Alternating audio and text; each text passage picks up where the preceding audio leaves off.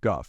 Tim Walz, DM, said on this week's Fox News Sunday broadcast that giving immigrants illegally in Minnesota driver's licenses, free tuition, and health care has meant safe roads. O'Shannon Bream said, "The Wall Street Journal says this after you were chosen to join the ticket. As the Democratic governor of Minnesota, Tim Walz signed into law initiatives allowing immigrants in the country illegally to apply for driver's licenses, qualify for free tuition at state universities, and enroll in the state's free healthcare program for low-income residents. Are those not magnets that draw people here, many times on dangerous journeys for themselves? And why should your taxpayers in Minnesota or across the states pay for those programs?" Walz said, "That's not the vice president's position, but I will say this. Minnesota ranks as a top 5 business state. We rank as a top 3 state for children living, and we are the top state for healthcare access. I would also add this, we have some of the safest roads. The vice president has made it clear she has policies that make a difference. Her border policies are the most strongest and fairest we have seen. They're proxies that bring disruption throughout the region. That's why being in the Situation Room as vice president was, working with Israelis to repel the attack we saw this week. They tried it back in April, the same thing. And that's the point of being and boxing Iran in. President Trump tore up the nuclear deal that moved Iran closer to a nuclear weapon. He also allowed Iran to shoot down an American aircraft in international airspace with a tweet. And when Iranian weapons, missiles fell on U.S. troops, he called it a headache when it was traumatic brain injury. Just to be clear, we have always said we reserve the right to protect American troops, our allies in the region, and that there is consequences for Iran. So what you're seeing right now is the ability to work with our allies, the ability to make sure Iran does not further, and every administration has dealt with them for 45 years. Now it's to make sure, and there has never been a question, Israel has the right to defend itself, and we stand with them to do that. But we need to bring this to a conclusion. Does that include a strike on Iran's nuclear or oil facilities? Specific operations will be dealt with at the time, but being very clear on this, Iran, there was consequences for what they do. That's what's happening right now. Israel's right to defend itself is not in question. Okay, you said in a radio interview that anti-Israel protesters were speaking out, quote, for all the right reasons. You know that some of them are carrying Hamas flags. Some of them are calling for the extermination of the Jewish state. Do you want to clarify your praise for that? Well, I'm certainly not talking about them. I'm talking about the people who understand that we have to end the humanitarian crisis, but they understand we need to return the hostages, bring peace to the region. Look, I will always defend people's rights to First Amendment, but that's not the folks I'm talking about. Those folks are not speaking for the entire group. So I think it's very clear on this. Israel's right, as we've stood with them. Anti-Semitism has no place in this country, and Vice President Harris has been clear about that. I've been clear about it. But the ability to bring a peaceful solution and understand Israel's right to defend itself, the return of the hostages, and Gazans' right to live in peace too is something that we're trying to get to. And that's going to take the leadership that we've seen out of Vice President Harris, being able to hold this coalition together. And again, when Iran launched their missiles this week, she's in the Situation Room. That's different. The people who are in the Situation Room with Donald Trump, like John Kelly as chief of staff, said he shouldn't be there. He's a damaged human being. His own defense secretary said he does not understand the situation, is incapable of dealing with it. So it's about character. Let's focus on what your position is and the vice president's position as well. I want to talk about abortion too, because this came up at the debate. It's been a winning argument for Democrats on many ballots, but I want to clarify what the law is there in Minnesota. Abortion Finder, a website that helps women find access, says abortion is legal throughout pregnancy in Minnesota. There is no ban or limit on abortion in Minnesota based on how far along in a pregnancy you are. You signed the bill that makes it legal through all 9 months. Is that a position you think Democrats should advocate for nationally? Look, the vice president and I have been clear. The restoration of Roe versus Wade is what we're asking for. But that law goes far beyond Roe v. Wade. To make her own choice. The law is very clear. It does not change that. That was been debunked on every occasion. But look, this is a. But let's agree. What you signed is there's not a single limit through 9 months of pregnancy. Roe had a trimester framework that did have limits through the pregnancy. The Minnesota law does not have that. This puts the decision with the woman and her health care providers. The situation we have is when you don't have the ability of health care providers to provide that, that's where you end up with a situation like Amanda Zaworski in Texas, where they are afraid to do what's necessary. This doesn't change anything. It puts the decision back on to the woman to the physicians, and we know that this is simply something to be brought up to be very clear. Donald Trump's asking for a nationwide abortion ban. Wait, he and has again, said that we don't see this as a winning campaign. he has said repeatedly that he will not sign a national abortion ban. Are you calling that just, it's a flat-out lie? Yes, of course. And Senator Vance has in the past said so too. Now look, they may see this as an election issue. We see it as a right of women to make their own bodily decisions. And that's what the states like my state have the ability to put that in. States like Georgia force women to cross the border, and then we have a death of Amber Thurman. So let's be very clear. Trying to cut hairs on an issue on this is not where the American public's at. They want the restoration of Roe versus Wade. Vice President Harris said she would sign it. That's what we'll do when we're elected. But to be clear, the Minnesota law right is far beyond Roe v. Wade. And about the Amber Thurman case in Georgia, her family has, and it's tragic, she is a young mother who left behind a young son. But what her family has said is it was a complication from an abortion pill that she received, and she didn't get proper care when she went to a Georgia hospital, which had multiple opportunities to intervene there. Her own attorney, the family's attorney, says it wasn't the Georgia law, it was the hospitals, what he claims is malpractice, not treating her when she clearly showed up in distress and still had the byproducts of her pregnancy because of that rare complication from the abortion pill. So just to be clear on the Georgia law and how her family and her attorney sees it. I think they also indicated that had she not go to North Carolina after the debate the other night, that she would have been in a better position. So look, these are the situations you're going to get into when you take this decision and put it in the hands of politicians like Donald Trump rather than women and their doctors. We trust women, we trust doctors, and we know the outcomes of that are better. Okay, let's clarify more changes that you signed in Minnesota as well. Several things were repealed with respect to reporting infants who may have survived an abortion attempt. Language that used to be part of the statute was taken out. We'll put this on the screen so people can see. It used to require medical personnel to, quote, preserve the life and health of the born alive infant. That language has been repealed. It's no longer part of the law. Also struck from the law was language about reporting infants that are born alive, what treatment they receive, and whether they live or die. Why was it important to you to get that protection out of the law? Minnesota law aligns with every other case of what physicians are required by their ethical responsibilities. And so it changed nothing other than aligning with all care that physicians provide in any circumstance for any medical case. And so it's alignment as it's always been.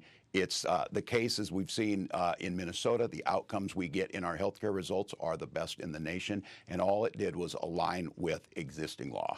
But you do acknowledge it takes out the language about preserving the life of an infant who was born alive. Every doctor has an ethical responsibility to provide what they can in each situation. That is the way the law is written now. It's the same for any person who shows up. And again, this is a distraction from the real issue here is women being forced into miscarriages, women being forced to go back home, get sepsis, potentially die, like we saw in cases in Texas, and maternal mortality rates in Texas have skyrocketed off the charts because of this. This is bad policy. Vice President and I have been very clear on this. We will restore the rights of Roe versus Wade. We will make sure women have their health care decisions. We will not put people's lives at risk because of the geography of where they live, and it will go back to the way it was before Donald Trump gleefully said, we've got the best of both worlds here. Things are wonderful. The states are handling it. It's a beautiful thing. It's not a beautiful thing to see women dying. It's not a beautiful thing to put doctors at risk of being imprisoned. It is not. It is not to see any single woman suffer. And by the way, there's not a single state, no matter how pro-life or restrictive their laws are, that do not allow a doctor to intercede. That's true in Georgia and Texas as well. I want to turn to the economy. Our latest polling shows that 66% of Americans we talked to said that buying groceries is a, quote, major problem for them.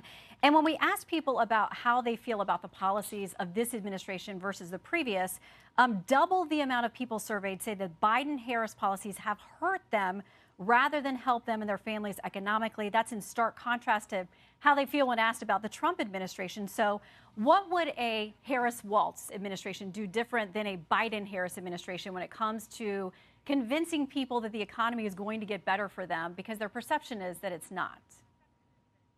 Well, we saw a blockbuster jobs report this week. We saw interest rates come down, and we've also seen that Vice President Harris laying out a middle-class agenda. Look, I was in Ohio yesterday, in Cleveland, in Cincinnati, and talking about this. Folks in Ohio know that Donald Trump's policies led to 180,000 manufacturing jobs leaving. They understand when he left office, we had more people unemployed percentage-wise than the Great Depression. What Vice President Harris is talking about is making it more affordable to buy housing, and we've seen it in Minneapolis. When you have more housing stock, we've seen rates go down. We've seen more houses available. Also, the idea of price gouging. 37 states, Republican and Democratic states, have this.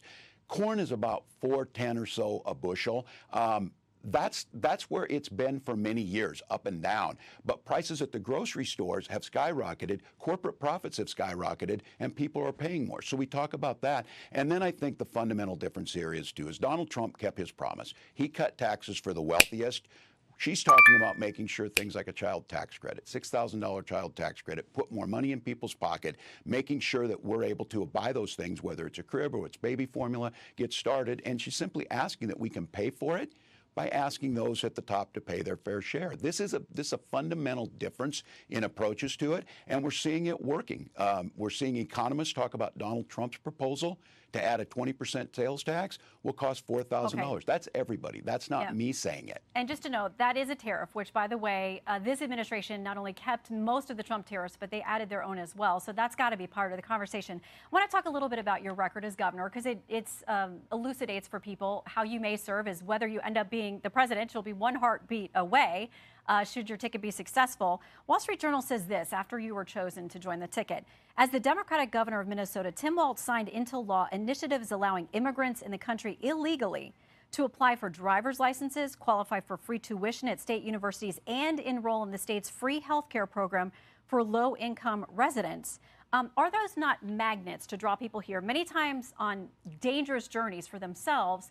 And why should your taxpayers in Minnesota or across the states pay for those programs? Well, that's not the vice president's position, but I will say this. Minnesota ranks as a top 5 business state. We rank as a top 3 state for children living, and we're the top state for health care access. I would also add this. We also have some of the safest roads. Look, the vice president has made it clear that she has policies that make a difference. Her border policies are the most strongest, the fairest we've seen. It's the now, bill Governor, that was you know a lot of crafted. people, including your own party, would not join that statement.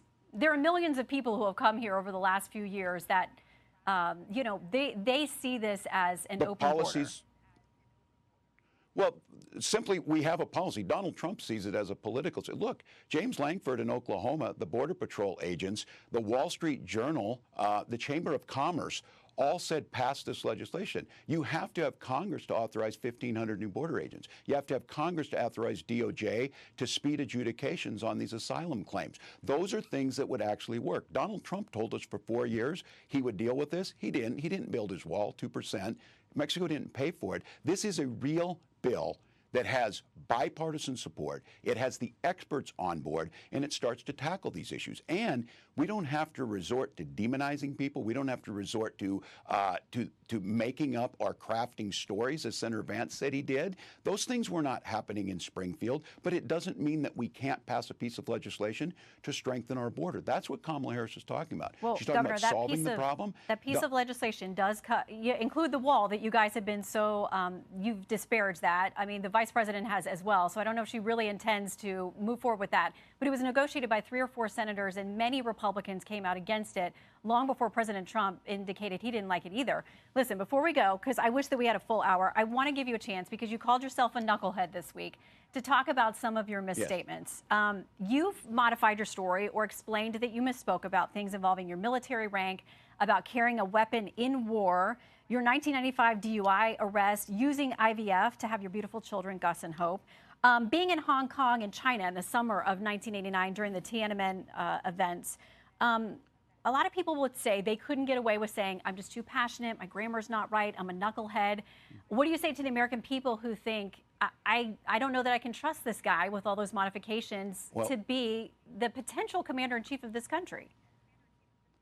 Yeah, well, I think they heard me. They heard me the other night speaking passionately about gun violence and misspeaking. And I got to be honest with you, Shannon, I don't think people care whether I used IUI or IVF when we talk about this. What they understand is Donald Trump would resist those things. Look, I speak passionately. I had an entire career, decades before I was in public office. They know, and I'm very proud of my 24 years in service and my record.